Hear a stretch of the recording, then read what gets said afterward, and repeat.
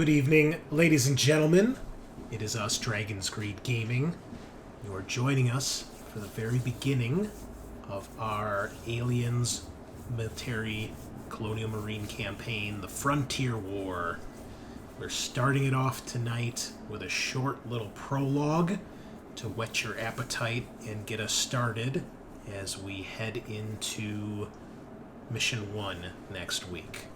So tonight's going to be a short episode, just a little something to wet your whistle and get you guys amped and ready. We've got a little bit of time as we've just done our Session 0 recording, so I thought this would be kind of cool. Give you guys a little teaser. So that's what we're going to do tonight. We'll skip all the usual stuff. You know, where to find us on socials and stuff like that. The Patreon, YouTube, all that stuff. Check us out. Sign up. Like, subscribe, follow. Praise the algorithm. You know how it works. And if you're already supporting us, wherever it is, however it is, we thank you. I am your host tonight, the Great Unclean One. And once again, behind the GM screen, playing as Mother for the campaign. And I am joined by, if you haven't listened to Session 0, 4 of our good friends and returning and new faces that are going to be playing as our Marines throughout the course of this adventure. So we'll do a quick round the table here. If you guys want to tell us who you are and who you're playing, and just what their occupation is, what their MOS is, and then we're just going to dive straight in here with a little teaser. So we'll start it off with our newest face and squad commander, Adam. Hello everybody, it's Adam. I'll be playing Gunther Schmidt. He is a CBRN specialist as well as the commander of this platoon. Just of the squad, not the platoon. Okay. You have 3 people under your jurisdiction, not 20. 20. I would like 20. Can we... Well... I knew I didn't like him. If you I was trying to reach too high. If you survive to the end of the campaign, then maybe you can reach that prestigious rank. We shall see. Tell us who your buddy and rival are as well, and what is your signature item? Alright, my buddy's going to be Mike, and my rival will be Alexander, and my signature item is a Quasar amulet. And for those of us like myself who doesn't know what the fuck a Quasar amulet was, well, it's a very rare gemstone that is home. It's home to my home planet. You know, you can only find it there. It's got calming remedies, as those who love stones do know. So. Okay. Do you have a Is name? Wicca like the most prominent language on that planet? Or religion? Sorry, what was the question again? Is Wicca the most common religion on your home planet? Yeah, sure. Does your home planet have a name? Yeah, it's called Quasar. Is your home planet mostly populated by white girls, or?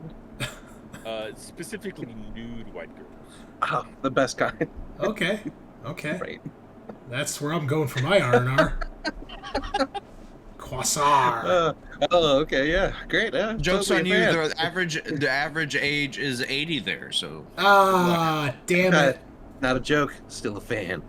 Oh, creeper, love it. Where the word "gilf" comes from. It's late here, folks, and I just drank Dr. Pepper, so we are ready to go as always. And this fucking Google Notes is so bright. It's burning. I can see it literally illuminating the back of your room. It's burning a hole in my corneas, man. It's not good.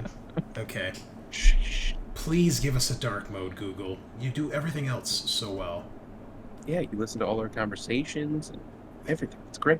I'll make this a little smaller so there's not as much. Okay, wonderful. That is our squad commander, a.k.a. What was your rank? Lance Corporal? Sergeant? Sergeant. As your sergeant, that's right. Okay, cool.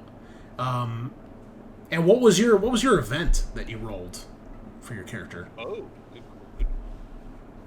let's see. I picked up a maintenance jacket during the Colonial Siege. I got your squad into the heart of the complex where the fight was won, And so I kept this tool, which works well, and it gives me an additional +1 to heavy machinery. Lovely. All right. We'll move it along on my OBS screen here to Scaarr. Hello. Hello, I'm Scaarr, and I'm going to be playing Private First Class Eoin O'Connell. I will be our rifleman. Older guy, maybe enlisted a little bit later in life for reasons that might come about in the campaign. My signature item is a very old lucky rabbit's foot that's been handed down from my dad and from his dad. My buddy is Gunther, our sergeant. And my rival is Mike, because he's a loose cannon. And I'm too old for this shit. Eoin O'Connell's he's a little older, a little jaded, but likes the jokes. He's particularly famous for his dad jokes. So be prepared. Yes. When you're How all do you covered pronounce in his name? blood. Eoin O'Connell. Owen. Okay. When we're all covered in blood on the brink of death and we're fighting for our life, get ready for the worst jokes you've ever heard in your life. Oh, man. Is that amazing dead bodies over there? It's amazing! I've been holding that one since campaign in high school. Not gonna lie. Jeez. All right. Well, welcome, Private First Class O'Connell. We are happy to have you. And I'm happy to see someone is just a rifleman. I think that's really cool. Because that's the most people that there are in the Marine Corps, and it's weird when everybody's like all these specialist classes and there's no basic infantry in the unit. You gotta have somebody to be the boots on the ground, you know what I mean? That is very true. Very, very true. Okay. Moving along, we have Sean returning once again. Yes, sir. Trying to keep his numbers up for most participated in campaigns on the show. I feel like I don't actually have to try. No, you don't. You know, because nobody else does, so. Yeah. I just enjoy playing games with friends, so I'm not going to stop unless you tell me to. I will never tell you to stop, so. Love it. We will be playing this until we're old and gray. Or in my case, in November. Oof. When I hit my midlife crisis officially. Hey, you can buy a sports car and start dating like a 20-year-old. You know, I wouldn't say no to either of those right now in my current situation. So, Nice. if we Has plenty of ladies for you. got any 20-year-old female fans out there that want a guy who would like to be your sugar daddy but actually can't afford to be, just give me a call on the old Facebooks. We might need to get you to take a marketing class. Oh. That is not the You way to just market role-play. yourself. Roleplay as the sugar daddy. There you Yeah, go. yeah. Ew. All right, that's Different kind gross of as DM. fuck. I could sign You throw sign up on one of those. Monopoly money at her. Oh. I don't have Monopoly, but I do have Axis and Allies, and That's the way to get them. what's the other So many game? 20-year-olds are super interested in X. I have the Firefly board game that's got paper money too. Even That's better. That's Yeah. literally older than the 20-year-olds you're trying to seduce. Damn. I am so You're like old. killing me tonight. So old. Oh. I'll sign up for one of those. There's like actual dating sites, like where like it's like literally sugar daddies that are like, hey, if you want an old guy who will buy you shit, you should date me. That's a real thing. sad. That's a real thing. Yeah. Oh, man. Yeah, as a matter of fact, it was funny because I think we were so off topic right now, but I don't care. We were, I think, were we talking about like some of those random like marriage shows, right? Or was that Craig I was talking to, like Married at First Sight and shit like that? You guys aware of any of those shows? No. It was definitely Craig. I remember like 90 Day I've heard of Fiancé, them. which is like... Yeah, okay. Mm-hmm. I Yeah. believe it was one of the 90 Day Fiancé 104 spin-offs they have of that show. One of the girls met the guy she was dating on one of those sugar daddy websites. But then they legitimately fell in love and got married. And the guy, the guy wasn't like a total sleazebag. He just happened to be rich, and she happened to be like he wasn't like 100. It was like he was like maybe 40-ish, and she was like probably in like her 20s or so. Okay. But like, yeah. Nice. But that's where I learned about those types of websites. Sugar daddy websites. Okay. Yeah. I think she dropped the name of it at one point too. It was like, oh, okay, well, hey man, if it works for you, who am I to judge? As long as it's legal and consenting, I literally don't give a shit. That's true. So, I'm going to be playing Private Alexander Cruz. Oh yeah. Who are you and what do you do? Oh yeah, why are we here tonight? Dragging us back to the point here. We are playing Aliens, the Marine campaign. Kicking and screaming. I'm the dedicated marksman. Yeah, that's it, unfortunately. Dedicated marksman. My signature item is a bullet casing from one of my first times I had to fire the weapon in like the field, and I had to kill someone. Almost died, so it was a lucky casing. And relationships, I was gonna say, what's your event as well? Oh, my event. I wrote it down. You've got a good rapport with the company logistics sergeant, and he is always supplying you with the unexpected or unconventional bits of equipment. You get the hidden stash talent, which kind of allows me to just say, hey, could I have previously stashed this item that might be useful for us right now? Once a session. Which honestly sounds like it could be a really cool talent. It is. Go watch Adventures in Lollygagging's first campaign. One of the NPCs plays the kid character. Or one of the players plays the kid class. And that's one of the talents they get. And he's always just pulling random shit out of the air. It was awesome. At one point, he's like, "Could I have stuck a grenade out from somewhere?" That was awesome. Relationships. Yes. Buddy. Since I'm the new private, my buddy is Eoin O'Connell, sort of the grizzled veteran, kind of trying to like lean on him and learn and be his friend. And my rival is Gunther, the bad guy Schmidt, my boss. He just won't shut the fuck up and leave me alone. Awesome. Give me 50. Awesome. Yeah. Make a note for yourself, Sean, to give the name of your sergeant guy who hooks you up with gear, because I will add him to the company roster. So I'm going to steal a page out of Carrion Company's campaign here, and we're gonna have names for a lot of our NPCs. We actually made some backup characters as well. So the platoon, everyone in the platoon more or less is gonna have names and ranks and things like that. So if characters die, we'll have some backups, and we'll also have plenty of NPCs to interact with from time to time. So that'll be cool. Nice. Okay. I'll get that to you next week. Excellent. All right, and Scaarr, don't forget to get me some character art, please. That'd be great. Yeah. I'll need to phone up for some help with that. Yeah, and if you guys can get character art for your backup characters too, that'd be cool. But not as necessary, but we should have it eventually.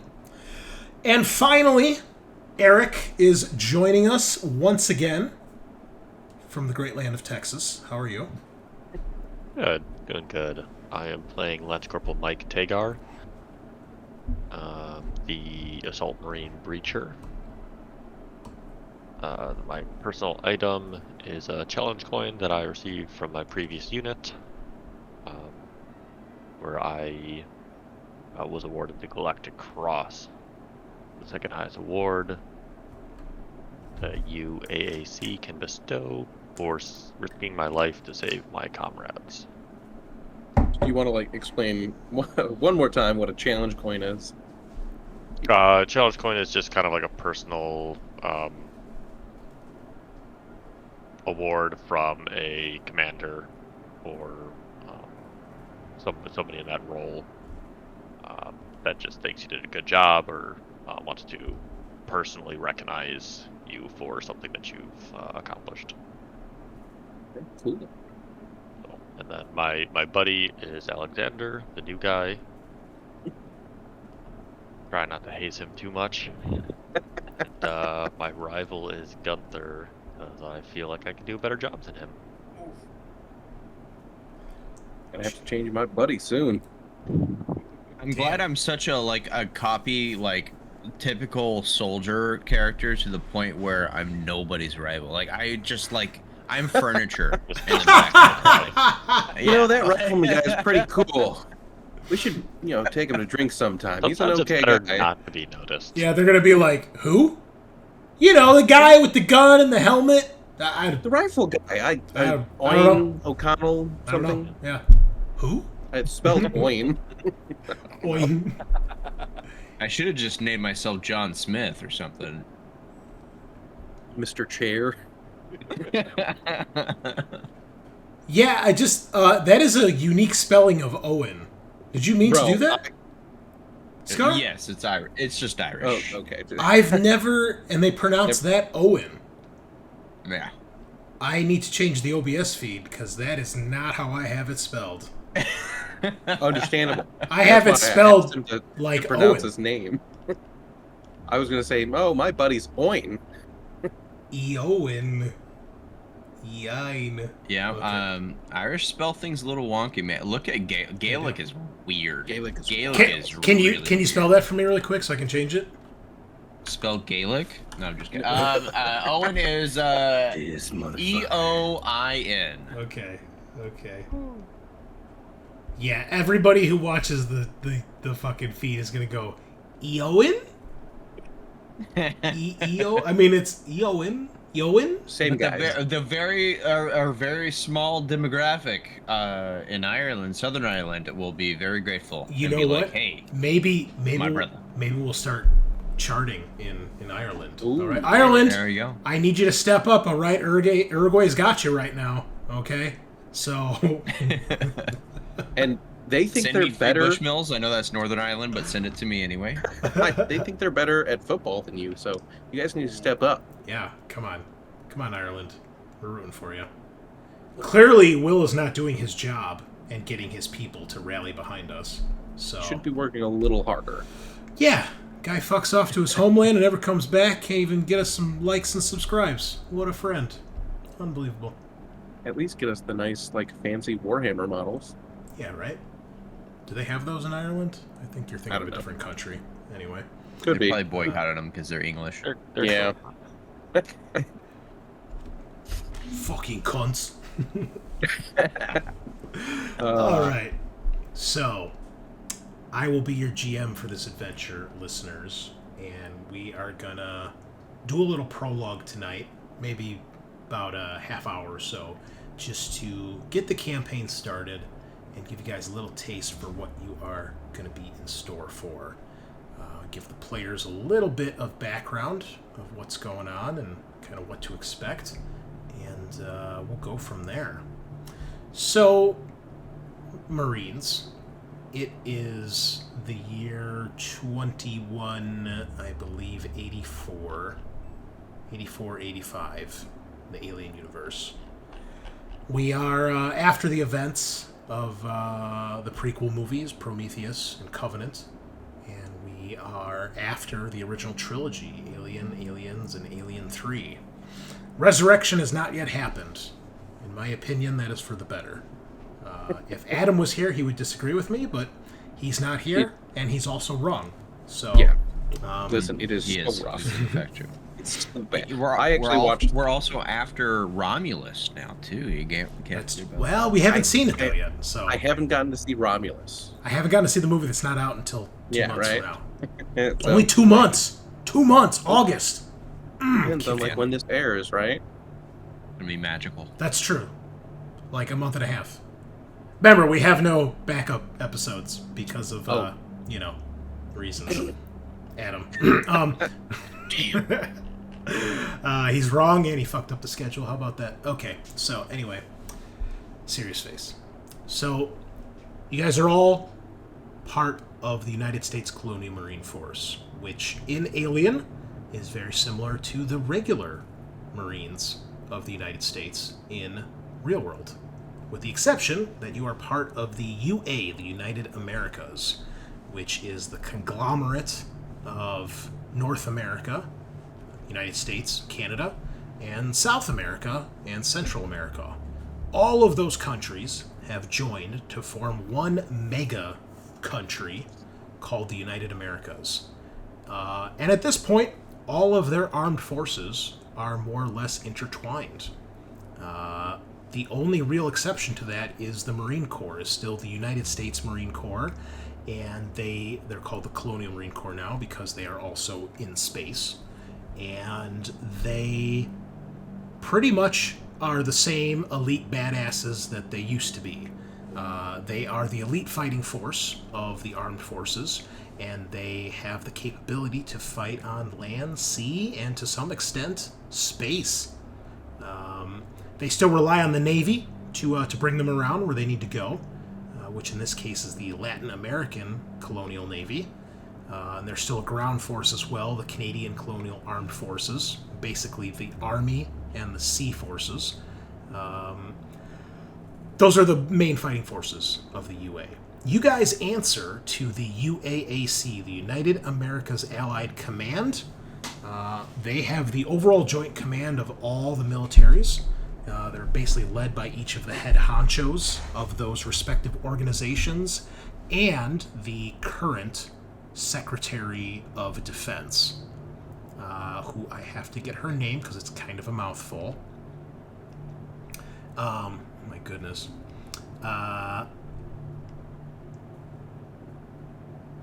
Joel de la Cruz, whose military title is Almirante de la Flota, which is the Admiral of the Fleet, or the Flotilla. She is the Secretary of Defense, and although she's not like Supreme Commander, she kind of leads the UAAC and is like one of the top members. But you've got the head of the Marines, the head of the Armed Forces, so on and so forth. Actually, I have a picture of the Secretary of Defense here. As you can see, Latino woman. If you couldn't already guess that by her name, she was a fleet admiral in the Latin colonial Navy, and now she's been the Secretary of Defense for about 2 years. So she hasn't been at it for long, but all of you would know her face, especially now that you're in the Marines. She's a big player. She's a big deal. You guys are part of the 33rd MAU, the Marine Assault Unit, which is a battalion of roughly around 2,200 soldiers, nicknamed the Gunfighters. Overall command of this unit is under the command of a colonel, who they do not name, as far as I can tell in the book. We can give him a name later, him or her if we need one. But the MAU is broken down into 3 main parts. There is the Battalion Landing Team, which in this case is the 3rd Battalion, 5th Marine Regiment of the Marine Corps. There is a dropship squadron, designated DMLA 265. And you have a Combat Logistics Battalion, which is simply abbreviated to CLB 33, Combat Logistics Battalion for 33rd MAU. The Battalion Landing Team, which you guys are part of, each of these 3 groups are led by a lieutenant colonel, and they answer to the colonel that is in overall command. The Battalion Landing Team is the primary fighting force of the 33rd. It has an HQ service company, which is your lieutenant colonel that's in overall command. There is his name is Colonel Mac Hannaran. He has a senior NCO sergeant named Major Ruiz Pagonis. And then they have a whole bunch of support staff. Headquarters, personnel, intelligence, ops, supplies, logistics, communications, recon, medical aid station, all that extra stuff. The meat of the landing team is the 3 rifle companies, of which there are India, Kilo, and Lima. You guys are part of Kilo Company. The battalion landing team also has a tank platoon consisting of Ridgeway battle tanks, a heavy ordnance platoon consisting of self-propelled artillery guns, rocket launcher systems, and air defense APCs, and an armored recon platoon, which consists of a few APCs and Stinger fast attack vehicles. The dropship squadron is mostly UD-4L Cheyenne dropships, but it also has a couple of the gunship and sky crane variants.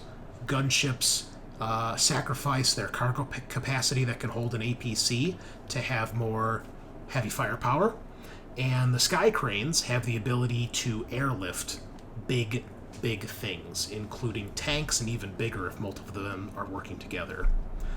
The logistics platoon is basically split into 8 platoons, one of which each covers a different category of things they need to do, including medical services, maintenance, supply, combat engineering, communication support, landing zone operations, and most importantly, catering services. Now, your company, each company in the battalion here is broken into 3 platoons, 1st, 2nd, and 3rd. You guys are part of 2nd platoon. Each platoon is normally led by either a captain or a lieutenant. In your case, it is this woman, whose name is Lieutenant Maria Casados. And I have an image here of her. Also of Latino descent. She is, I believe, originally hails from Cuba. There we go. For all intents and purposes, this is your overall commanding officer. You don't really have anything to do with the lieutenant colonel who runs the battalion or his NCOs that's below him. You often will talk and get missions from Lieutenant Casados. She is accompanied pretty much at all times by an adjutant, which most of the command teams usually are. In this case, it is a Hyperdyne command synthetic whose name is Roy. And we don't have an image of Roy. He does not have any character art. But he is a technical specialist. He can often serve as maintenance and repair engineer, also acts as a scientific advisor. And you guys know, at least those of you that have been around for a little while, know that the lieutenant leans heavily on Roy for advice and information, and he always seems to be ready and at her side. You guys know this has made a little bit of stress with Staff Sergeant Adam Zimborski, who is in charge of one of the 2 sections of the platoon. He does act kind of as the lieutenant's right hand, disciplining and taking command in the field when need be. But you know that he seems to mistrust and not really enjoy androids, so he doesn't really feel too kindly that the lieutenant seems to rely on the android a little bit more than she does her human counterparts.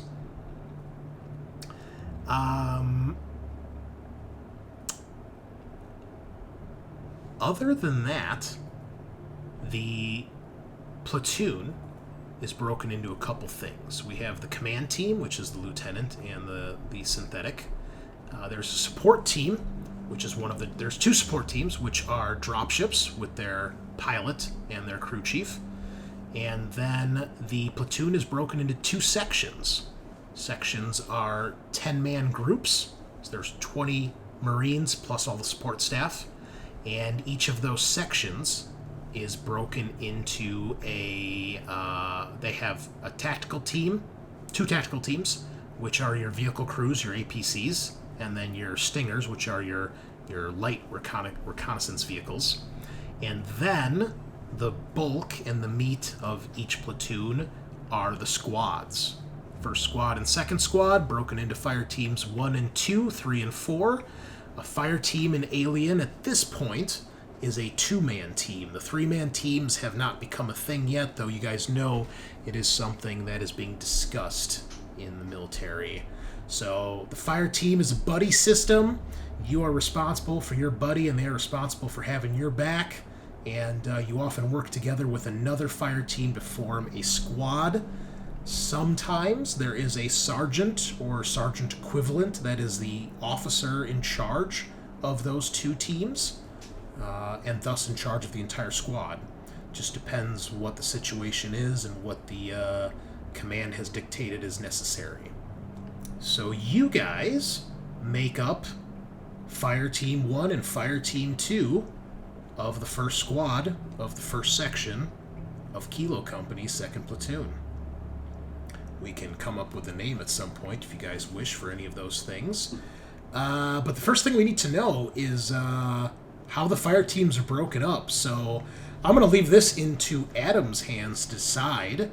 We don't have a regular breakdown here of troops as far as MOSs go. So it's really up to you to decide which 2 members would each make up each fire team. So whatever you think in your grand military experience that would be most appropriate, please let us know. Well, I think our old vet over here should be with the rookie, so... Okay. And that leaves me with Alexander. Okay, so Fire Team 1 is Sergeant... What was your name again? Gunther. Sergeant... Well, it's Schmidt, right? Sergeant Schmidt? Yeah, that's right. Okay, Yeah. Gunther Schmidt. Okay, and then who's on your team? The Assault Marine? Yep. Okay, hold on. I already Breacher. I'm kind of a stickler for editing or organization. And okay, so we have Sergeant, and then was it Lance Corporal? Yep, Tagar. Mike Tagar. I assume that's Michael, correct? Yeah, For the official records. Michelangelo. Michael. Ooh. A man of science. Or just a really good Or a mutant ninja or turtle. A ninja turtle, yes. You are an assault marine. And Sergeant, what was your MOS before you became an officer? Oh my God, what was it? CBRN. CBRN specialist. Okay, wonderful. All right, and that's going to make Fire Team 2 consist of Private First Class O'Connell, Arnold. Eoin, Eoin O'Connell. 2 N's, 1 L, Yes. Rifleman, You remembered. and yeah, I expect a Irish accent, a thick Irish accent. Oh, I'm in the UA military, so I'm American. Sorry. Oh, well that deflated my balloon. Okay, Private, what was your name again?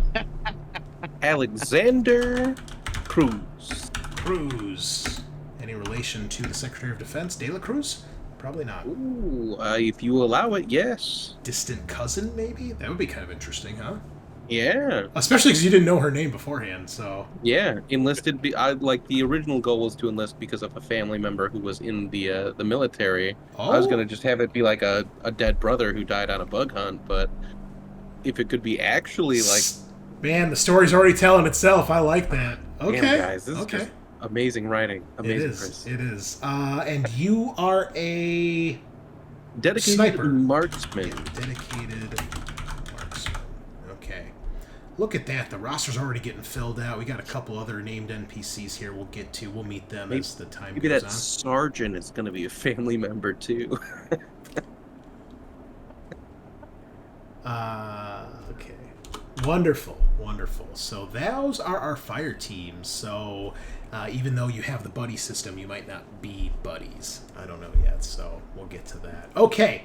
So we'll go more into this. I spent a lot of time on it, probably more than I should have yesterday, but I like it. I think it's cool. It's going to make our campaign a little bit more unique here, and we'll meet some of those people as time goes on. So, the group of you are part of the 33rd MAU, as we said, and, well, things are not great right now in the Outer Heavens. The UA and the UPP are on the brink of war, and it's starting to become, the term being thrown around is the Frontier War, and there's two reasons for this. The UPP recently, over the last few years, has been getting bolder and bolder with attacking or annexing colonies that were either independent or belonged to the UA. And they're doing little things here and there, pushing their luck, seeing how much they can push the UA. And certain members in the UA think that, the only outcome of this is going to be war. Cooler heads are trying to prevail. You guys do know two very important players in this are the Secretary of Defense, De La Cruz. She is trying to find a more peaceful resolution to this because she doesn't want the UA to get dragged into another war, especially with a military powerhouse like the UPP. Although you guys have the tech on your side, the UPP has the numbers. And a war between the two nations is not going to be good for anybody. However, the UA is spread thin. There's a big blockade on some of the independent core systems at the time, which is eating up a lot of manpower and resources and fleets. And the second issue, more recently, is what has become known as the border bombings. There is a mysterious force at work right now in the Outer Heavens.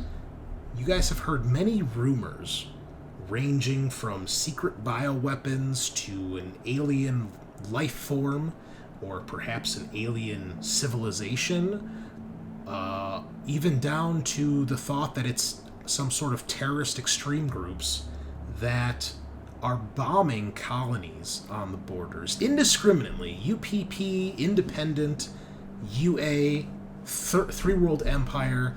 Nobody's colonies on the border of the frontier seem to be safe. And the story that you guys generally hear about these border bombers is that whatever planet, whatever colony they pick to attack is subjugated to some sort of horrific bioweapon that completely and utterly wipes out the entire colony, and in some cases you've heard even entire planets. To what degree your characters personally believe this, I will leave that up to you. But suffice to say, this is not making things easy trying to keep the UPP from getting out of control. And you know that both the UPP and the UA are beginning to blame each other for it. No one, aside from one group you know of, has taken responsibility or claimed responsibility for these. But there is one. There is a group called the Children of the Two Divides. They are a extremist cult. Some would say a terrorist organization. They are originally part of a larger religious movement, some might say cult, called the Church of the Immaculate Incubation. And if anyone would like, we'll do our first roll during our prologue here, just to give you a little more information. Anybody wants to give me a wits roll to see if you get any successes, and I'll give you a little more information of things you may have heard. Just to be clear, it was the Church of the Immaculate Incubation? Yes. Who is our wits person? That would be me. I'm going to give it a shot, but I only got 2 dice. So you just need one success, Adam, just like in Walking Dead? If you get more successes, you'll have these things called stunts that you can do. If you go to your skills tab, you'll see there's a little wrench icon next to each skill. If you click on that, it'll give you a drop-down menu of the stunts that you can do. So the idea is, for every 6 you roll beyond the first, you can do a stunt for each extra 6. Because you only need 1 6 to succeed in this normally, unless it's an opposed test. Now, these are just suggestions. You don't have to use the ones in the book. So if there's a different stunt that you think might be appropriate, based on the skill that you're attempting, feel free to just ask. But typically it's to do things better, faster, get more information, do things more accurately, or gather more information for whatever you're trying to do. But if there's something else you come up with, feel free to ask. Gotcha. In this case, the more successes you have, the more information I will give you.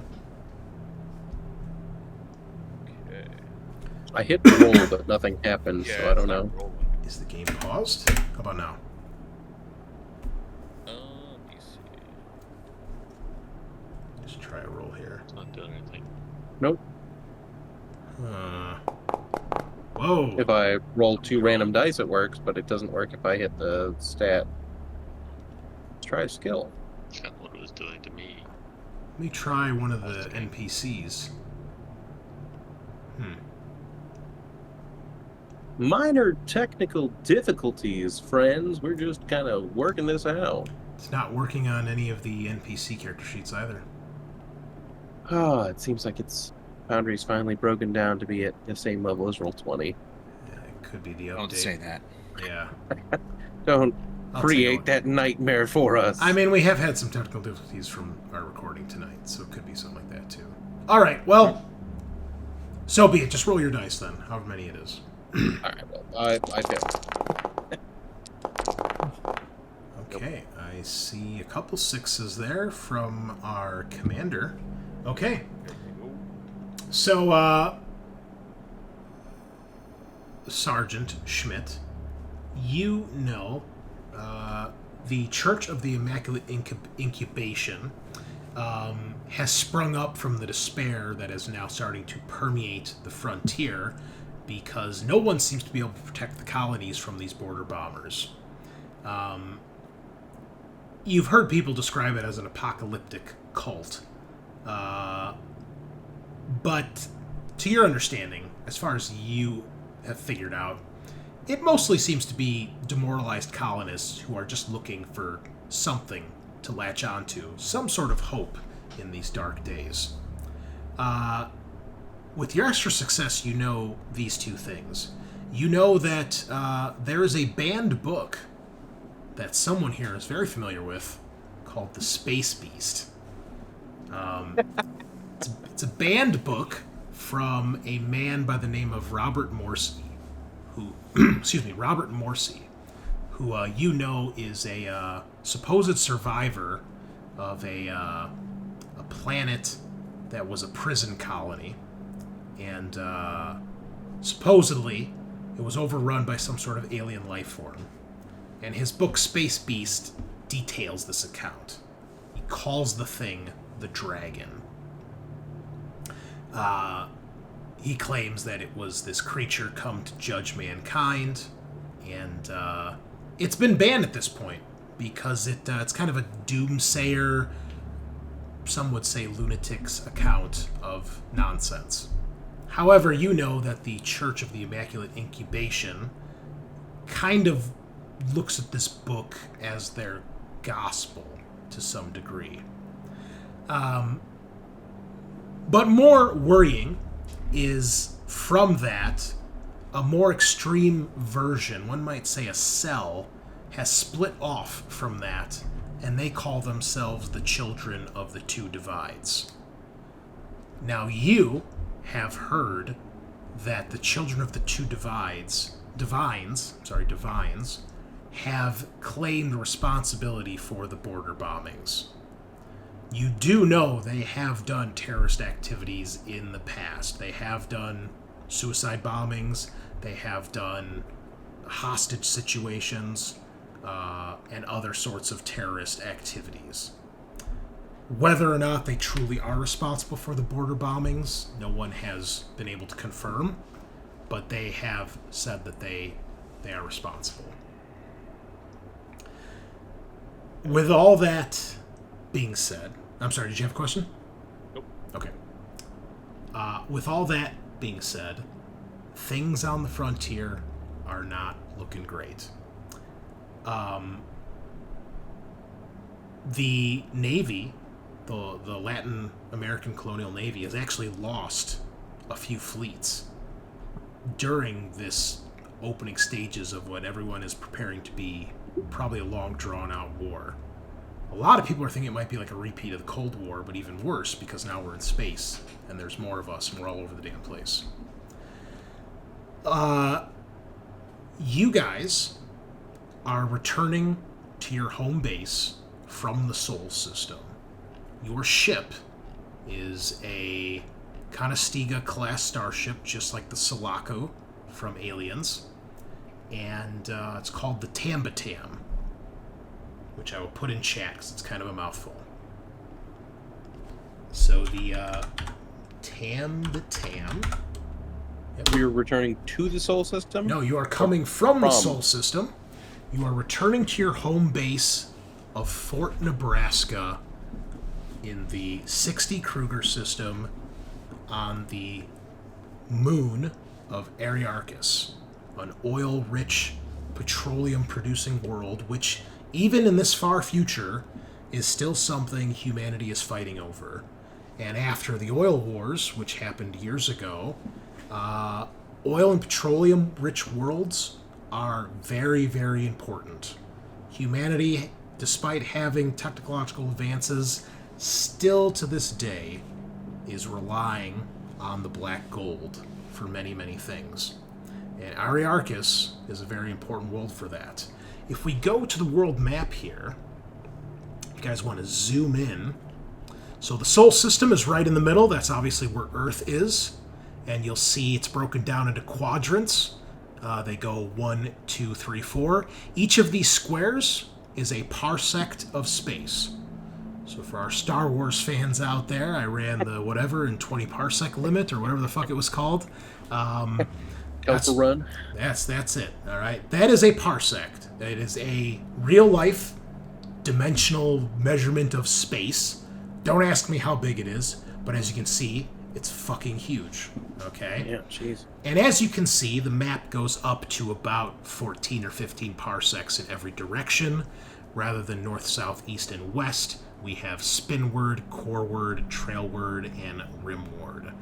I, as a human being, do not know what those things mean. I'm sure there are people out there that do, but for the sake of our campaign, we don't have to worry about that too much.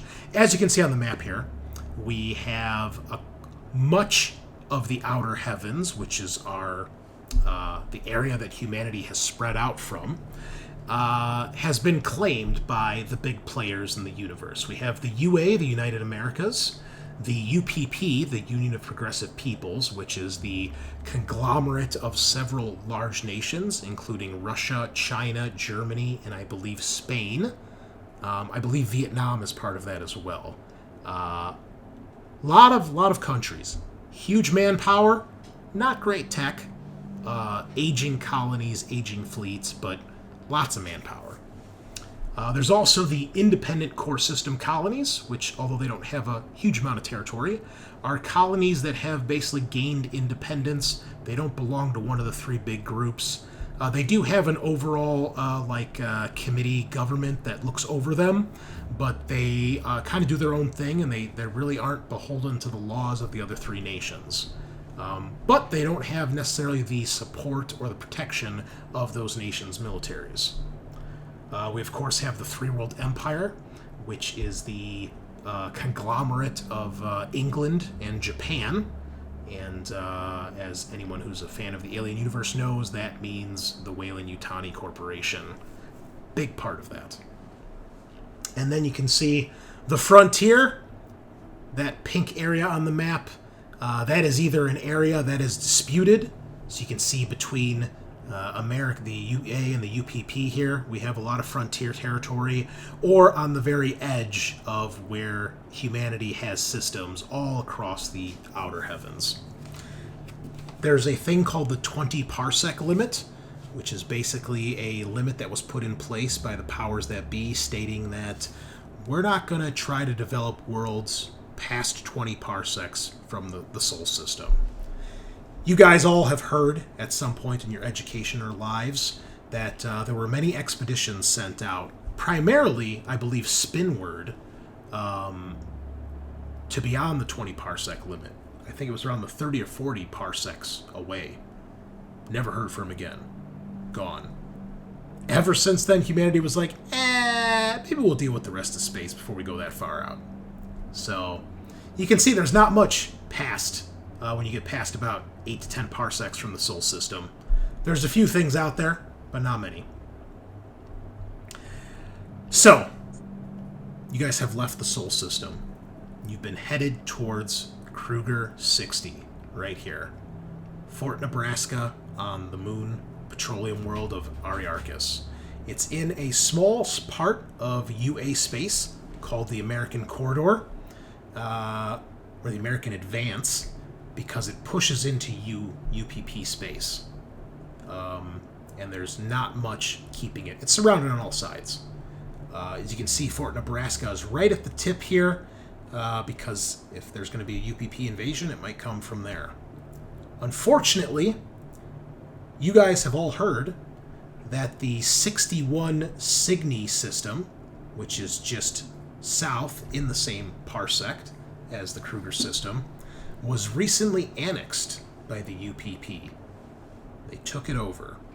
No warning, huge invasion fleet, and you guys and everybody is expecting and fearing that the Kruger system is going to be next, because one, it's a military base for the Marines, and two, it's a petroleum world.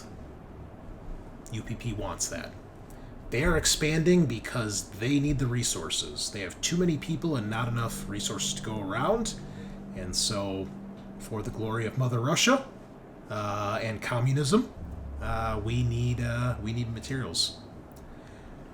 So, you guys are going back home. This is the base you are stationed out of. Whether you've been in the Marines, for as long as you have, for at least the last 6 to 12 months, this has been your home. It is your home base. You have friends there. You may even have family there. There's a star fort there. There's a colony around the fort, which has dwindled in years, but it is still an active colony.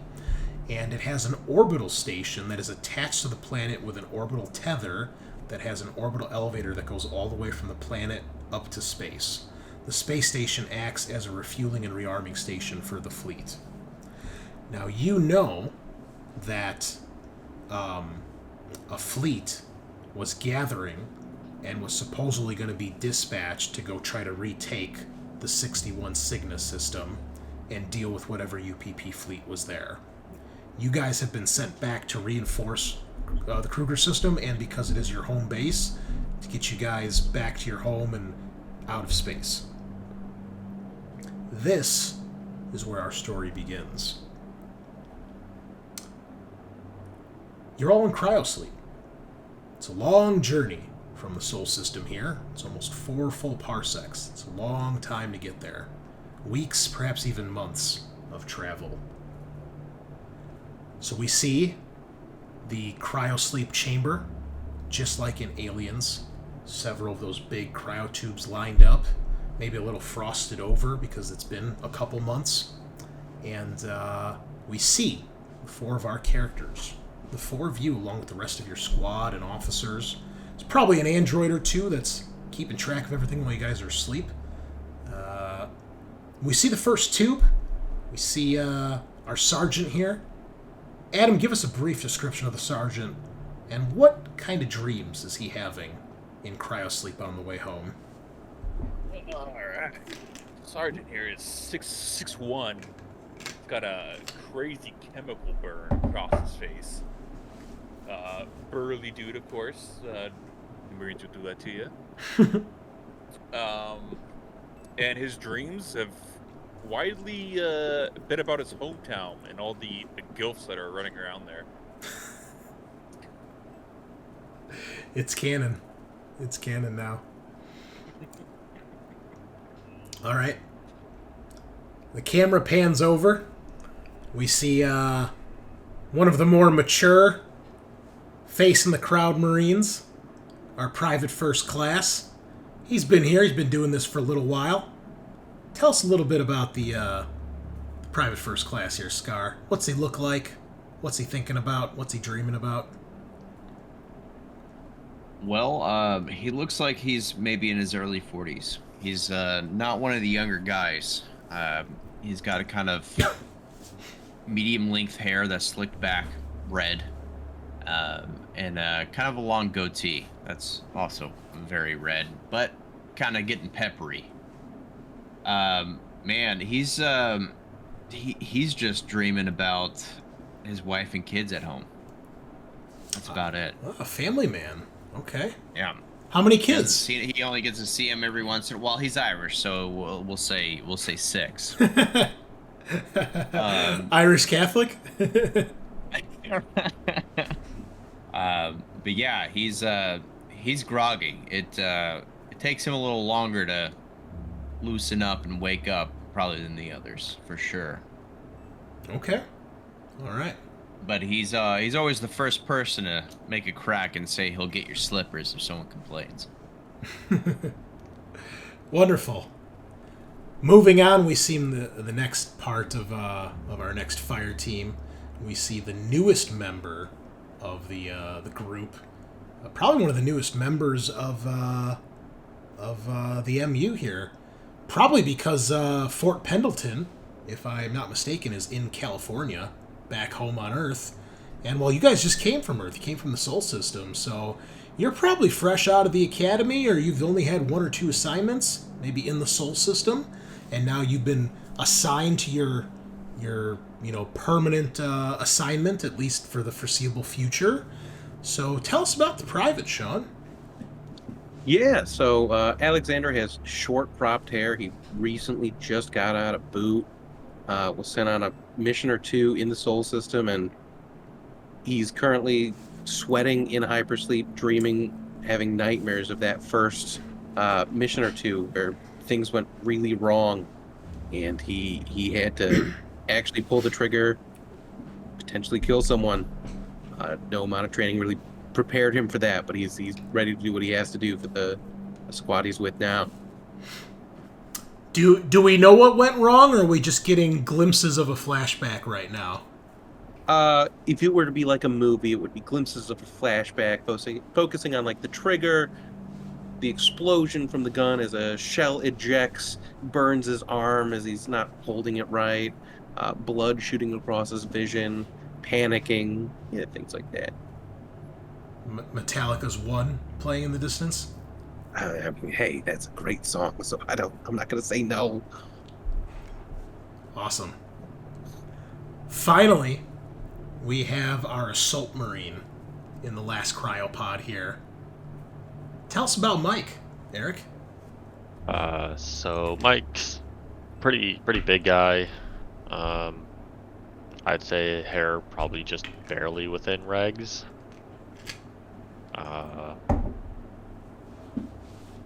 Probably covered in tattoos, like the photo I sent you. Trying to like hide maybe some of his scars, and probably it's kind of same like nightmares of like how he received his commendation medal. Yeah, I realize now I've got character art here that I should be sharing. My mistake. So we see here is Mike, our Lance Corporal. That is awesome. I was like, oh, when I saw your guys' art, I thought I knew what classes you were going to pick. I was like, oh, he's clearly going to be the smart gunner. I was wrong. And what is Mike dreaming of right now? You said nightmares of, of what? Yeah, of how he received his commendation medal, like that, the mission that where he saved the rest of his team. Do we just get glimpses of that as well right now? Yeah, Okay. we'll fluff that out. Well, there'll be plenty of time. Okay. Here's our artwork of Cruz. I thought you were going to play a Comtech Marine when I saw that. Again, I was terribly wrong. And then Gunther. This is our sergeant here, our team leader. Very cool stuff. He looks like he's an officer. He looks kind of angry and upset. And we don't have anything for Scaarr quite yet, so we'll get that next week. So, all right. Well, as we get to the end here tonight, we eventually see the cryo bay begin to light up as it is activated, and the process to get you guys out of cryo sleep begins.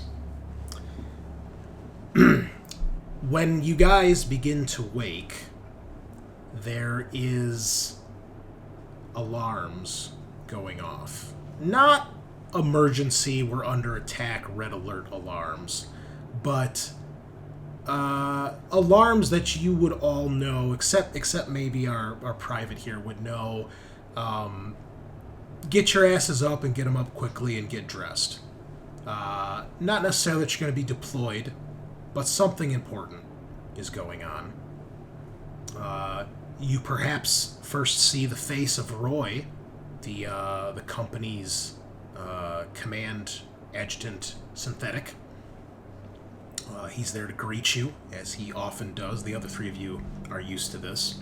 He's probably been up the whole time as you guys have traveled, and quickly begins to hand you guys hydration pills, and would probably say something to your sergeant here. Very simple, very monotone. Morning, Sergeant. Please get your squad up and ready as quickly as possible. And then he'll tell you where you guys need to meet. Probably one of the hangars or something like that. So, you guys all begin to make your way out of cryo sleep. Some slower than others. Some perhaps groggy. Some perhaps even sick. But you are awake. Did any of you do anything in particular or say anything? Or just start go to work? Another day in the Corps for me. Get up and start getting to it. You can see other members in some of the other groups of cryopods coming out of hypersleep as well. A few faces you recognize. You do see another android who is one of the crew chiefs on one of the dropships.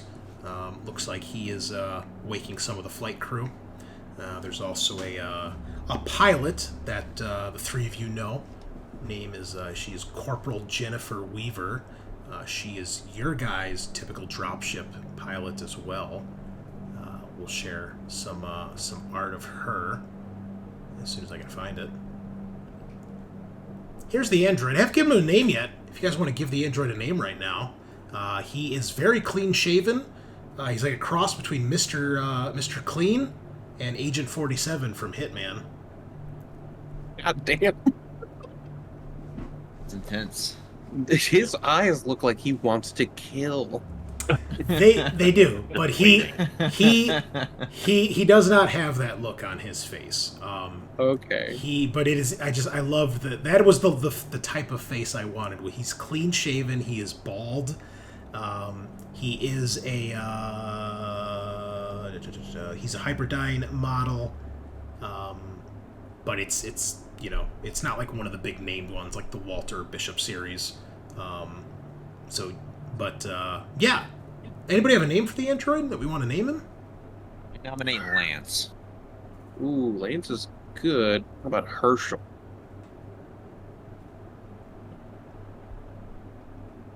I'm good with either of those. I'll go with Herschel. I mean, I don't want to make a tie. If you do a tie, we'll just roll a d6. That's fine. I don't know if I like I will Herschel say anymore because my Lance- fucking arch enemy is voting for it. All right. Lance is the first name of the actor who plays Bishop. Ooh, That's true. that's pretty cool. We'll do. I'll vote Lance then. All right. Lance is good. High, it's Lance. Low, it is Herschel. Herschel. It is most definitely Herschel. Herschel the android. Okay. Well, there's Herschel.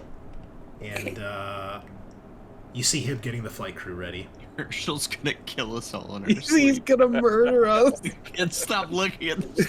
I know. Everywhere I move, it makes eye contact. I'm being judged right now. You're judging right now, which is not nice. Fair. Okay. Fair. You guys know that Herschel is a very even keel android. He seems a bit curious when it comes to humans and some of the weird things that you guys do, or at least that he considers weird.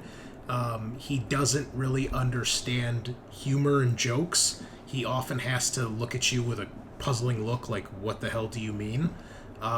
You've heard many Marines give him the nickname Mr. Clean, and, he's often had to ask about that. And you do know that the pilot, Corporal Weaver, she, she's your typical kind of, tough adrenaline seeker. You guys know she has a love of like 80s like power and hair metal, which she often blasts in the dropship when you guys are doing your drop and going down to the planet.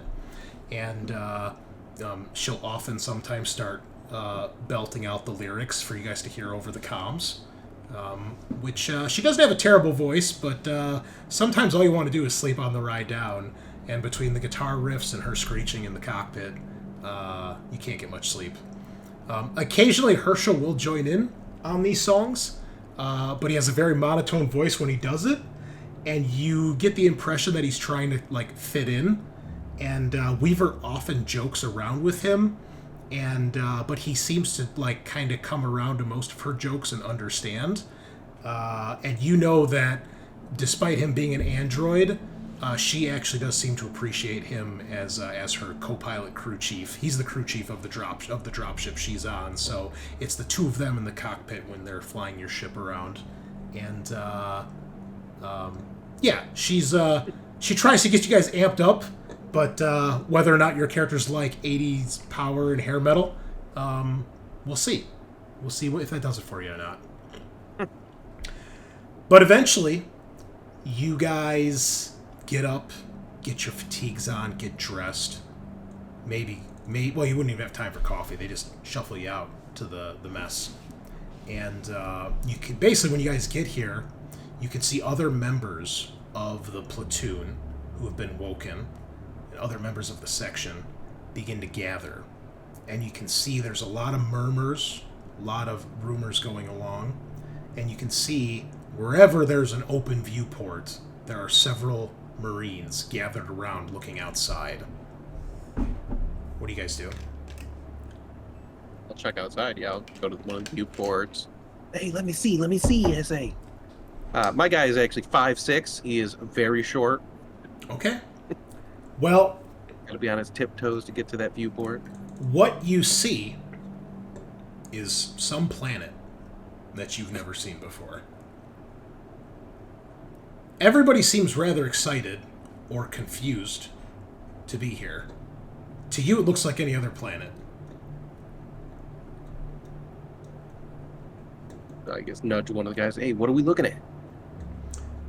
So you nudge a guy next to you who has kind of a sharp face features.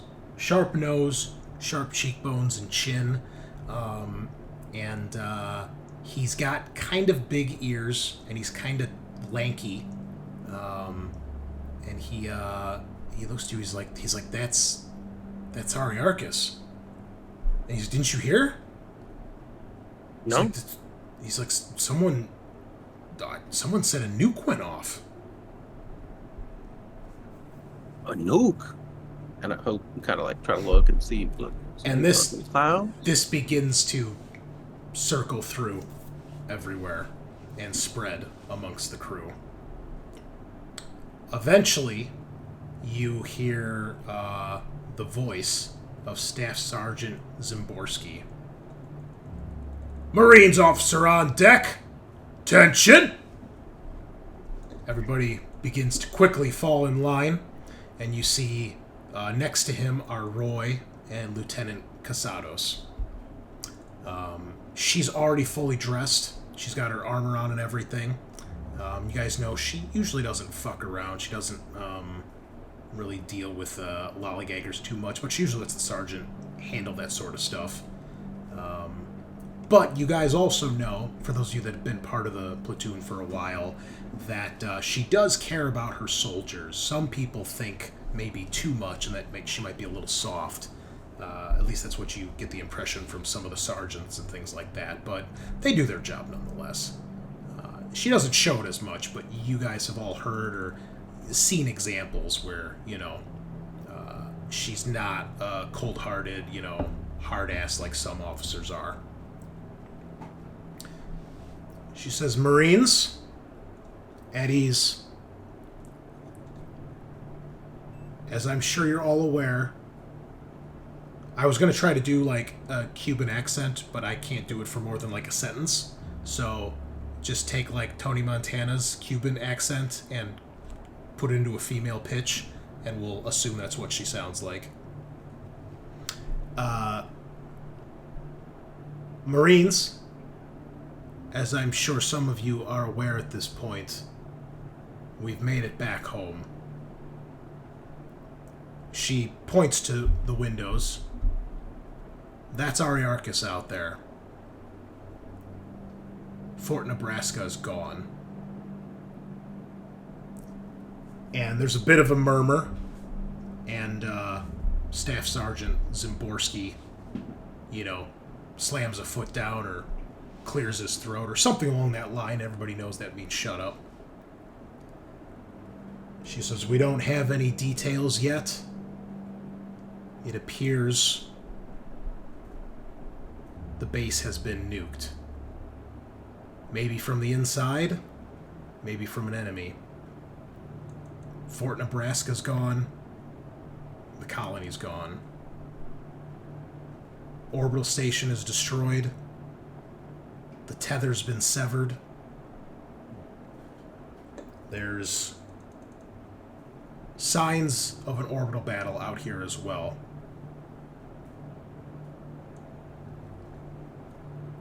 She lets this sink in, and you can see a lot of people, especially for the three of you that have been around for a while, you see a lot of other Marines around you have real sullen looks on them. Some of them clearly worried about other family or friends that might have been on that planet. Others realizing like that's been your home for maybe a year or two. It's a military base, but it's where you guys lived. And then you guys start to realize the gravity that this might mean for the entire war, or at least for the UA. This is a mineral-rich oil planet. This was a staging center for a huge sector, for pretty much the entire American Advance, American Corridor. And you're right next door, in galactic terms, to an area that the UPP just took over. But it's strange. There's no enemy fleet waiting for you here. There's no allied fleet victorious over the defense, or maybe having just survived a defense. There's nothing. You can see some of the Marines are shocked that this is what's happened. Your home has been apparently obliterated.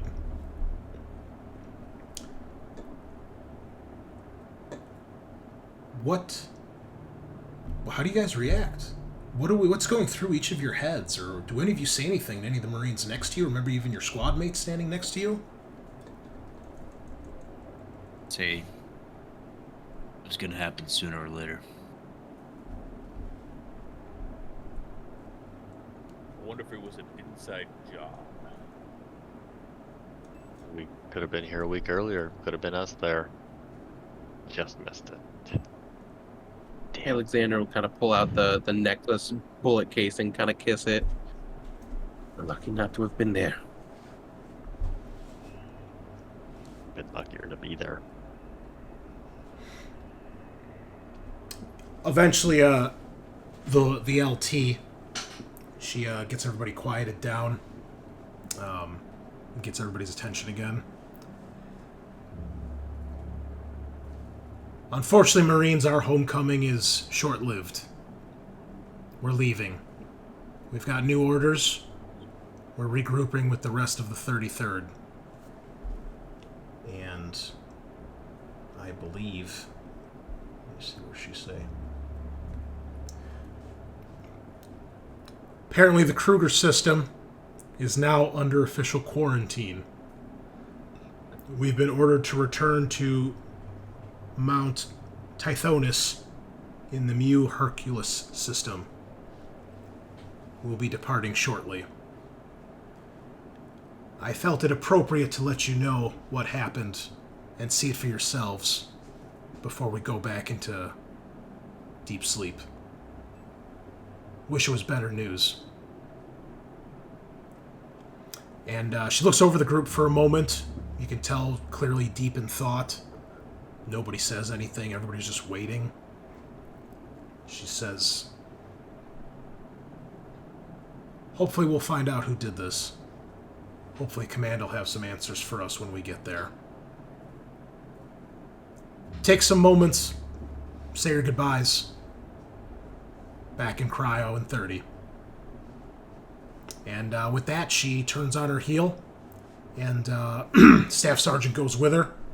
Roy stays and starts to give kind of a very corporate, obviously almost scripted, if you need to seek the assistance of one of our doctors, grief counselors, psychological, things like that. He starts going through, please report immediately to so-and-so.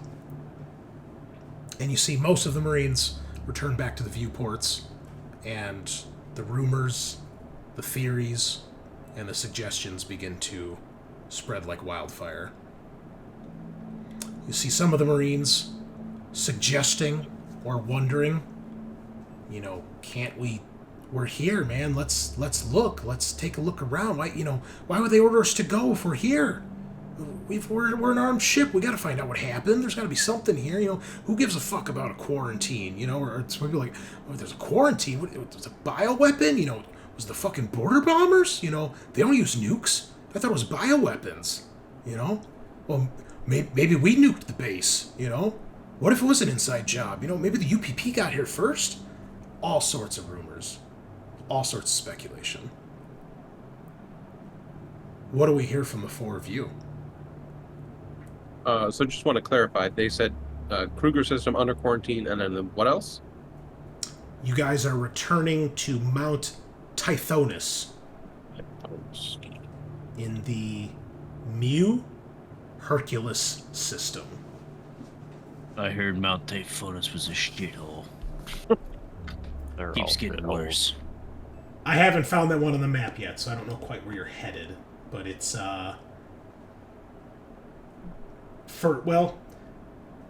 guess for our three vets, we'll say, quote unquote, it's closer to the frontier. It's closer to where you guys all fear war's about to break out. To you guys, that's like the equivalent of they're probably going to send us out to the front line soon. Shit just got real.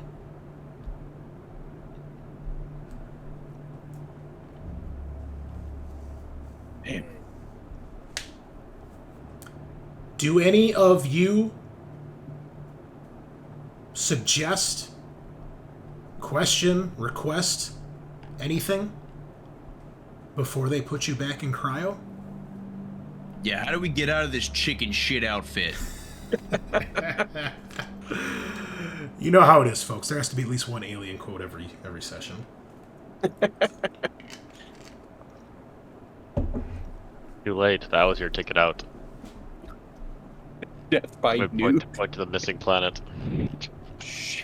And as you guys look, as the ship has maybe gotten a little closer,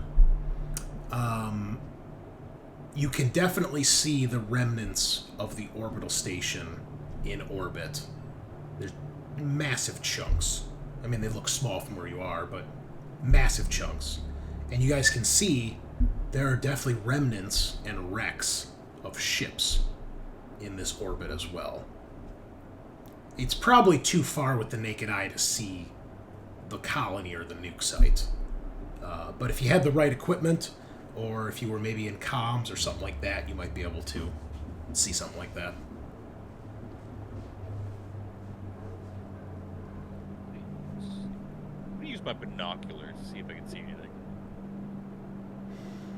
Okay, sure. I think that given, it's a desperate time, right? Give me an observation test. And I think the binoculars give you +2. So just go ahead and roll that. We'll figure out why the character sheets aren't working next time. I really hope the update didn't fuck everything up after I just reorganized the entire fucking game. So would this be the Mu Hercules? That's it right there. Mu Hercules A3. My notes say Mu Hercules A system. Okay. Well, that seems to be the only one, so that must be it. Thank you. Yeah, that is right on the frontier. Soul. God damn. Yeah. 2, 3, 4, 5, 6, 7 parsecs away. 1, 2, 3. If you're using diagonals. Well, you guys are here. So Oh, 1, okay. 2, 3. Yeah, remember, you got to go to where the line goes to the planet, not where the words are. Because you see how the line goes there? Yeah. So the planet is right there. So you're 1, 2, 3, 4, 5 parsecs. Well, like I was 4 to 5, because it's like right on the line. I was measuring from like the soul, so I was I was way off. So probably a few weeks to get there. How'd you do? 2 6s. Okay. You can tell there are remnants of both UA and UPP ships in the orbit around the space station. You can see what are parts of the orbital elevator cable still attached to the bottom of whatever's left of the space station. You see bits and pieces of it floating around. You probably even see what you suspect are life pods from some of those ships. Though from here it's hard to tell if it's UPP or UA floating around the debris field. And finally, you can see, because it's so big, the crash of the orbital elevator cable going across what used to be Fort Nebraska and the colony.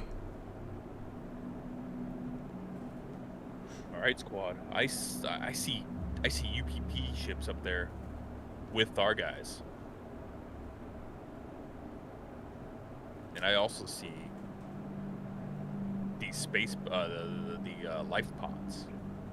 Possible, people alive out there. Yeah, when other people hear that, like a couple other Marines, like ask for your binoculars to look, and that starts to spread. Like, we can't just leave. There could be our guys out there, and that starts to get the group agitated. You go tell. You go tell them what you want. Okay, I want to try to catch up to the lieutenant to try to relay this information. Yeah, you do that. Okay. Well, looks like You might be next in line, huh, Mike? She's marching down the hall, and the sergeant sees you, and he turns and stops. Looks like he's about to stop you, and he just gives you that look, like what? And Casados hears this, and she stops and kind of turns and looks. What? Neither of them say anything. Lieutenant, I just looked out the porthole with my binoculars, and I could swear I see some life pods out there that might need us to go out there and investigate. Might be possible survivors. The sergeant immediately, like, shuts this down. Like, you heard the orders. It's quarantine. It's not our problem. It's not our business anymore. And you can see Lieutenant probably feels a little differently. And she looks you over for a second. And she says, show me. And to your guys' surprise, you see the lieutenant comes back with the sergeant. She looks out the porthole with the binoculars. And then you see she gets on her comms unit. And you hear this, Adam. The rest of them don't. But you hear her comm up to the bridge. And she says, I want a scan on that debris field right now. Is there anything out there? Anything whatsoever? And there's a long few minutes. And eventually it comes back. And she hands you the binoculars and shakes her head. Sorry, Sergeant. They're telling me there's nothing out there. Could be empty. Could already be gone. That's fair. Okay, at least we gave it a second look, just to be sure. Does it bother the sergeant at all that there might be friendlies' bodies left in space, perhaps never to be recovered? No. This is just Okay. the art of war. That's fair. So to speak. All right. We'll finish it up with this. If the three of you, other than the sergeant, want to give me observation rolls, see if you hear any of this information before it's made or not made public, you may do so. I panic. Just kidding. I was just kidding. There's no stress points yet. I should have given you one stress at this rate, but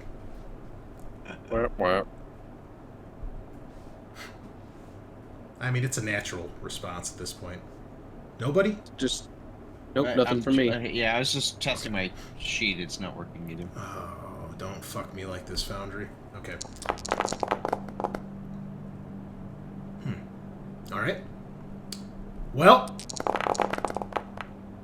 it appears none of you overhear any of these details until perhaps after the lieutenant and the sergeant leave.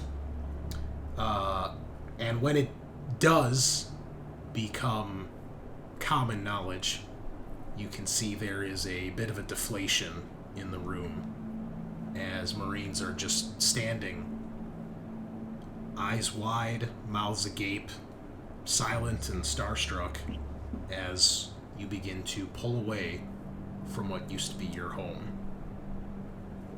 Your future's uncertain, and the future of perhaps all of the outer heavens in the balance and in question right now.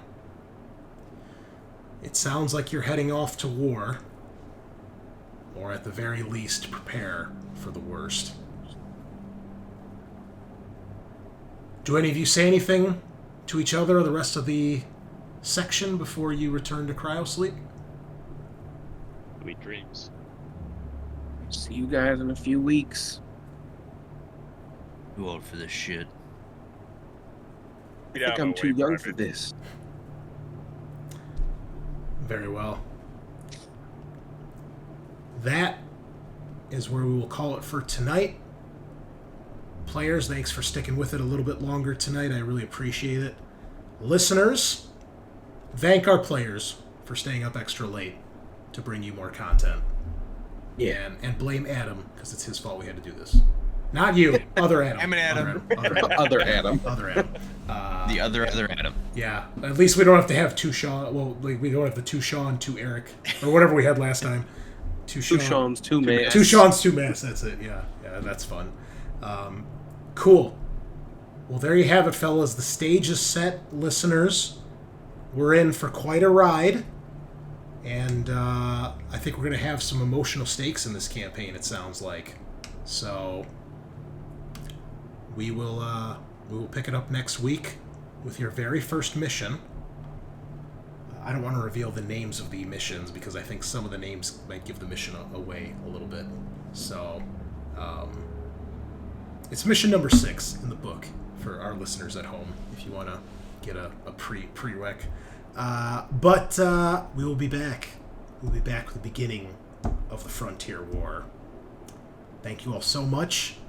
We will see you next time. Same time, same place. Signing off.